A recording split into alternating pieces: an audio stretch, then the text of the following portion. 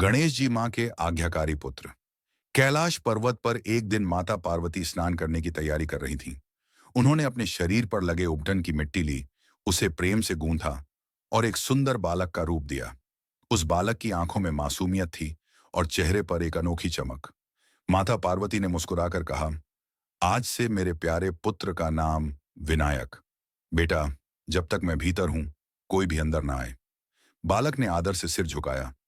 जैसा आप कहें, माता। थोड़ी देर बाद भगवान शिव वहां आए। वे अपने कक्ष में जाना चाहते थे, पर द्वार पर वही बालक खड़ा था। शिव जी ने कोमल स्वर में कहा, हटो पुत्र, मैं तुम्हारा पिता हूं। बालक शांत पर दृढ़ स्वर में बोला, माता ने आदेश दिया है कि कोई अंदर नहीं जा सकता। शिव जी ने समझाया, पर बालक नहीं झुका।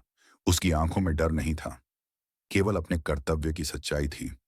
शिव जी के गणों ने जबरदस्ती करने की कोशिश की, पर वह छोटा बालक अकेले सबका सामना करता रहा। अंततः भगवान शिव क्रोधित हुए। उन्होंने अपना त्रिशूल उठाया और एक ही प्रहार में बालक का सिर काट दिया। क्षण भर में सब कुछ शांत हो गया। जब माता पार्वती बाहर आईं और अपने पुत्र को निर्जीव देखा, तो उनका हृदय चीत्कार उठा। आंखों से आंसू बहते हुए उन्होंने कहा, हे प्रभु, मेरे पुत्र ने तो बस मेरा आदेश माना। उसका क्या अपराध था? उनके विलाप और क्रोध से ब्रह्मांड कांप उठा।